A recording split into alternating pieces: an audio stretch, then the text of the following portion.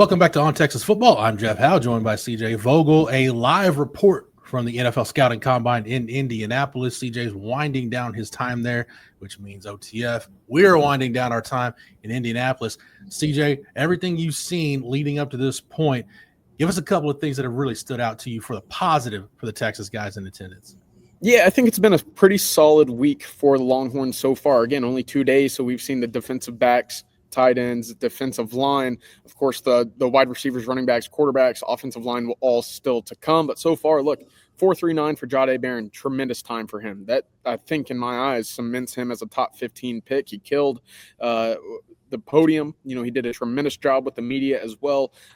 Andrew Makuba running 4.45. I'm not sure if that was necessarily on my bingo card, but again, speaks to the development, the speed aspect of the Texas secondary this past year. And then I thought Barron Sorrell had a very solid testing time here in Indianapolis as well.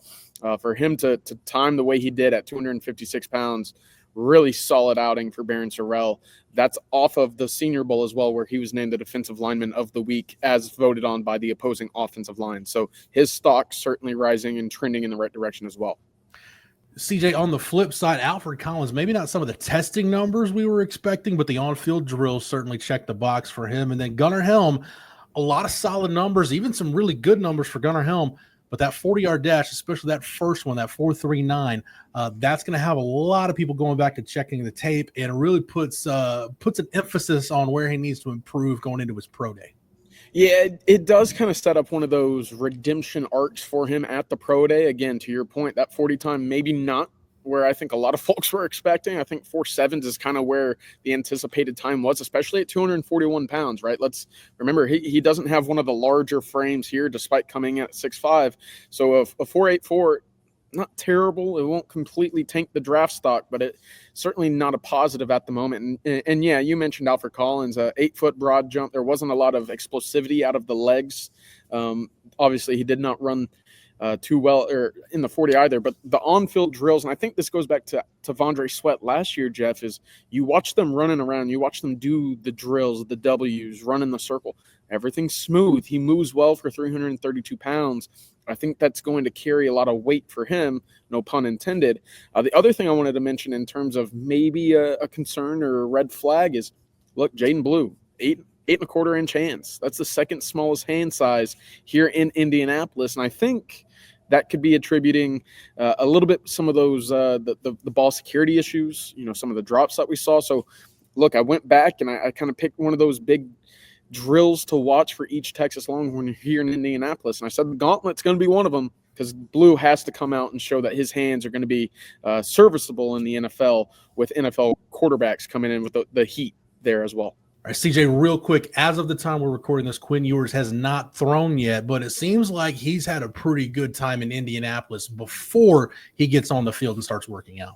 Yeah, absolutely. 214 pounds he came in listed at here in Indianapolis. That's the heaviest I've seen him since covering him at the college level, and he looks good doing it. Yeah, I mentioned, you know, he looked heavier in his press conference with the media.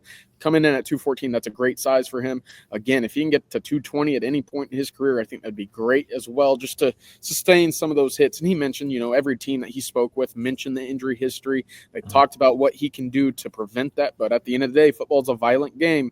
9 3/8 hands as well. Great size for the hands. But look, I think this is one of those situations, and again, we haven't seen him throw yet, but this is one of those situations where I think you look at who is throwing and who is not. It's going to be very difficult to walk out of Lucas Oil Stadium here in a couple hours, Jeff, and say Quinn Ewers was not the best or the most talented arm that we saw on the field this afternoon. And then as we wrap it up, Vernon Broughton with the defensive lineman kind of tweaked some things leading up to the Senior Bowl. That's why he wasn't able to go at the Senior Bowl. He's going to end up doing all his testing at the Texas Pro Day later this month. Same with Cam Williams, recovering from the knee injury he suffered in that college football playoff win over Clemson. CJ, we were wondering all along what the combine was going to be like for those two guys, but now everything is going to hinge on what they do at Pro Day. Yeah, it absolutely will be. So just as we talked about with Gunnar Helm, where you get that redemption time, these guys won't, right? Vernon Broughton strained a hip flexor and build up to the Senior Bowl. That's why he wasn't able to participate in Mobile. Unfortunate for him. Obviously, that is the reason why he's not participating here in Indianapolis now. So that pro day in Austin on March 26th. It's going to carry a lot of weight for him as well. You mentioned Cam Williams. Came in 335 pounds. That's a good size for him.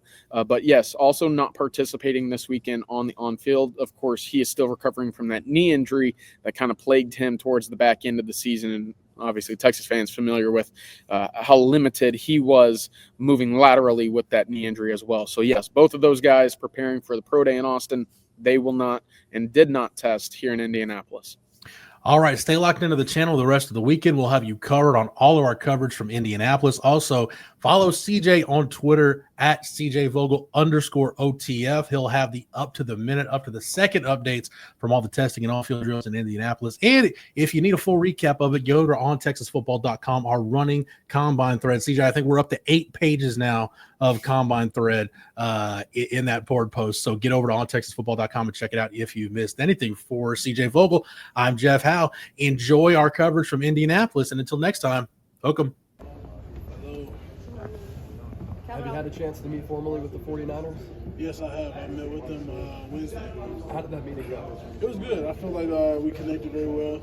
I was able to kind of show them what I know about the game of football, and then they got to kind of get information out of me about my personal life and then also what I know as well. Is Trent Williams a player that you watch and mimic your game after? Yeah, I wouldn't say I try to mimic my game after anybody. I want to kind of try to be myself, but he's definitely a player I kind of get tips from as well. Did they talk to you about playing right tackle? Yeah, they asked me about if I was willing to play any position on the line, and of course my answer was definitely yes. Kelvin, what's your prediction for your 40-yard time tomorrow? I'll predict. I want a 5-0. I'm a sub 5 would be awesome for any O-lineman, but I'll say a 5-0 or a low 5-1 would be a good time for me. Kelvin, have you met with Tampa Bay this week? No, sir, I didn't. Kelvin, can you talk about Coach Flood and his importance in your development at Texas? Yeah, Flood is a big part of a reason why I'm here right now. He kind of took my game from being just a good player to a great player. He's developed me very well, helped me with different techniques and just understanding the game as a whole, not just going out there and trying to dominate a player. Of course, for next year, who are some guys that you're hoping to watch down at Texas? I know DJ's still there, but it's a brand new offensive line other than that. Yeah, really all of them guys. But if I had to pick from the tackle group, I'll say Trevor Gooseby, Brandon Baker, and Andre Kojo. I'll say those are 3 guys that I'm really looking forward to see how much they grow from now until season starts. What do you think are some of the traits that allow you that positional versatility to play tackle or guard at the next level? Yeah, I'll say my ability to get out in space. I feel like I'm great in space. I can run. I'm willing to run through anybody's face who's in front of me. So I'll say that's the biggest thing for me, being able to play tackle or if I had to play guard. Have you been with the Dolphins out here? Yes, sir, I have. Yes, sir. Yeah. What were your impressions? It was good. It was a good meeting. It was a great meeting. It's definitely a place that I would love to be in and coaches I would love to play for. Was that Mike McDaniel in there? Yes, sir. Yes, sir. You're a high pedigree guy, and so you came into Texas with high expectations, but you still have to earn it. So can you talk about immediately earning that role at Texas and how you can do that at the next level too? Yeah, my mentality coming in was definitely to just go in and kind of keep my head down and earn it, like you said. I never thought that it would be handed to me, so my mindset was to go in, work hard, and if the position is yours, you get it, and if you don't, then put your head down and keep going back to work. So that's kind of the same mentality I have. I know the talent I have. I know the type of person I am. I know the type of player I am. And I feel like I'm good enough to get that starting job. But now it's just all about me going out there, getting the work done, and being able to focus, learning the playbook, and different things like that. Kelvin, who would you say are your top 3 O-linemen in the game today? Today, I'll say one for me is definitely Trent Williams. I'll say he's always going to be one of the go to O-line play. I say Rashawn Slater is 2, and then Tristan Wirfs is 3 for me. Yes, sir. Can you talk about Cam Williams, going through this process with him? Yeah, going through the process with Cam has been great, especially because we came into college together, same recruiting class. So it's been good just being able to see both me and him succeed very well and be able to kind of fulfill our dreams in a way. So it's been a good experience. Kelvin, you talked about blocking in space. When you see a smaller DB that's out there, what kind of goes through your mind when that opportunity presents itself? Yeah, first thing that goes through my mind is just run through his face. I mean, there's no other way you can block a DB. We're way bigger than them, so they have obviously more of a speed advantage. So if you break down and try to dance with them, you're gonna miss every time. There's no doubt about it. It's like statistically you're gonna miss. So my thought process is run out there, just run through his face, run through his near number. Our coach taught us to do, and that's kind of the goal I'm trying to achieve every time I get in space. How many are you doing? All the drills tomorrow? Oh, yeah, I'm going to do everything besides bench press. Okay. Yes, sir. Who are the toughest defenders you played in this couple of years? Last couple of years, I'll say I'll give you two. I'll say Will Anderson, and then from my freshman year, and then I'll say from this year, Jalen Walker. Kelvin, I understand you guys at Texas had some similarities in scheme to what the Dolphins do. What would make you a good fit in that system? Yeah, kind of like you said, we have the same scheme, so it's kind of like me just coming in and learning their word terminology. So we run almost the same plays, the same type of scheme, so it'll be an easy fit for me just to plug and play in their offense. Kelvin, I know it's tedious to go through all the visits and everything, but assuming you did meet with the Bears, their GM, their assistant GM, are both former offensive linemen, does that give you any comfort level when you sit down with guys that know exactly what the job is like? Yeah, it definitely gives you a comfort level, especially going into it, because they'll understand just different keywords that you say while watching the film, or just them being able to pick my brain a lot more than probably somebody who didn't play the position I play. So it's definitely something that you like to see. What did they communicate to you about what they want out of their offensive linemen? Yeah, I would say they really just communicated dominance, and then on the field, and then also off the field, just being a good person and kind of not being as you would say, kind of two-faced. So you kind of act the same way every time you greet somebody, and just different things like that. How would you describe your approach to run blocking? Yeah, my approach to run blocking is just to kind of try to dominate my defender. Sometimes that kind of gets me in a bind because I get too aggressive. But that's my approach every time I try to attack a defender, just to dominate her and move them off the line of scrimmage. Kelvin, there's a lot of tackles that seem benched in your area. What separates you from the rest of the group? I'll just say my mental capacity on the field, just me being able to understand different formations, different type of schemes that the defense wants to throw at us. And then once again, I'll say my ability to get out of space and create plays with my feet. How much guard have you played in your lifetime, going back to high school, etc.? Never played guard ever. Yes, sir. How did you the transition from Memphis football game? I wouldn't say it'd be no different. I mean, obviously you're in a smaller box, smaller area. The contact is going to be quicker. But at the end of the day, football is football. You don't have to go out there and learn the technique and then just go out there and play. It kind of falls in line with what Coach Sark says. Team success falls with individual success. So having 13 other guys here just kind of shows you what it means to play for your team and how valuable winning is for the whole program. Yeah. Can you talk a little bit about Coach Flood and how he's kind of helped mold you and develop over the last couple of years? I don't think I can say enough about that guy. Coach Flood, he took me under his wing. He allowed me to be the center for his program, and to say that I was able to help lead us to 2 back-to-back CFP semifinals, Joe Moore finalists, stuff like that. That's all credit to Coach Flood. His teachings, his coaching, all that. I wouldn't be standing here today without him. Yeah. Who have you formally met with so far in Indianapolis?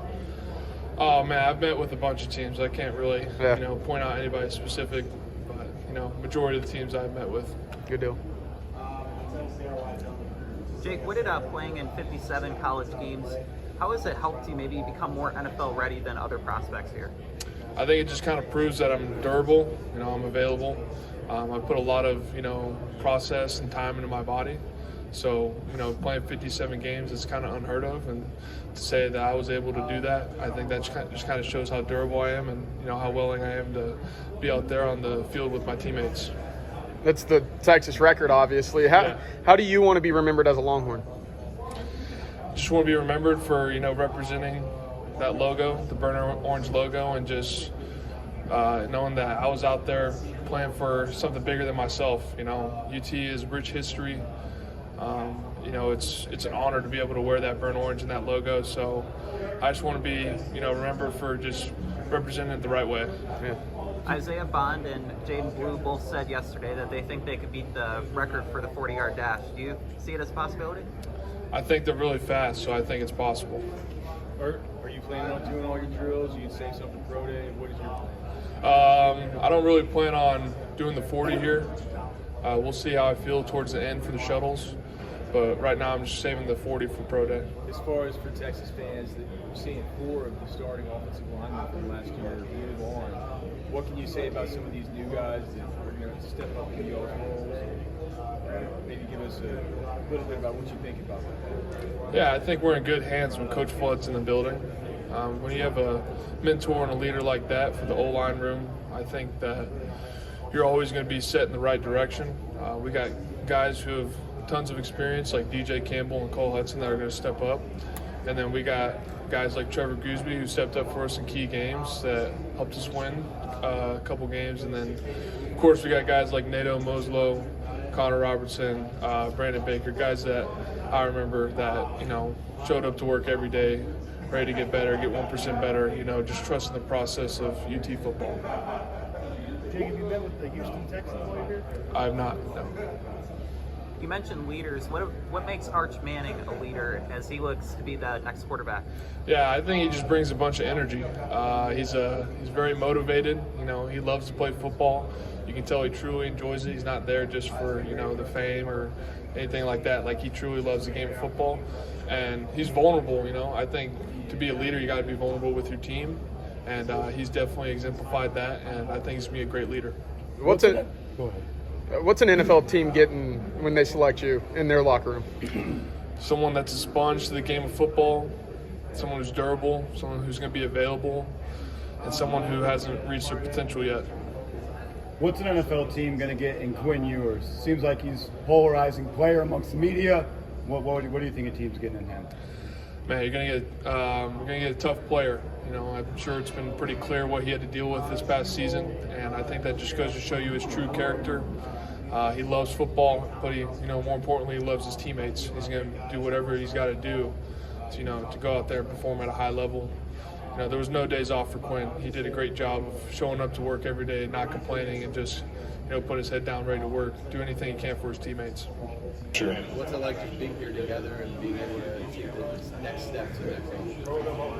It's pretty surreal, honestly. Like four out of the 5 guys are going to the combine. I mean, I don't know if that's happened or if it'll ever happen again. I mean, it's something to be grateful for sure. And when I saw them, I hugged them longer than I should have. I miss these guys so much. They're my brothers, so it's a lot of fun getting to see all these guys out here.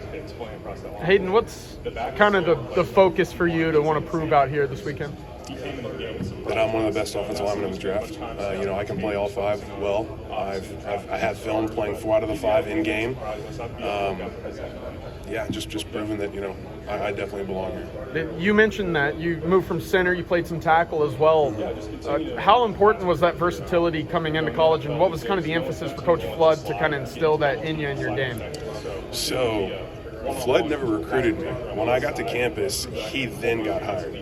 So he got to campus, I played left tackle, he didn't really know me, and so he put me at right guard, right? So I had to take it upon myself to, okay, this guy doesn't know who I am, I'm going to show him that I'm versatile. And, I learned right guard.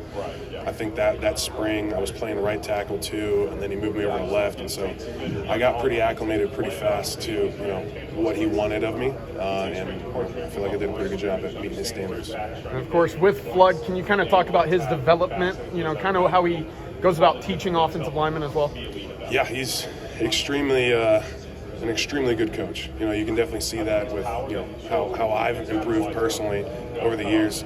But the way that he communicates with us, we communicate in sound bites, so it's extremely important for us to know what he's saying and how to regurgitate it back to him.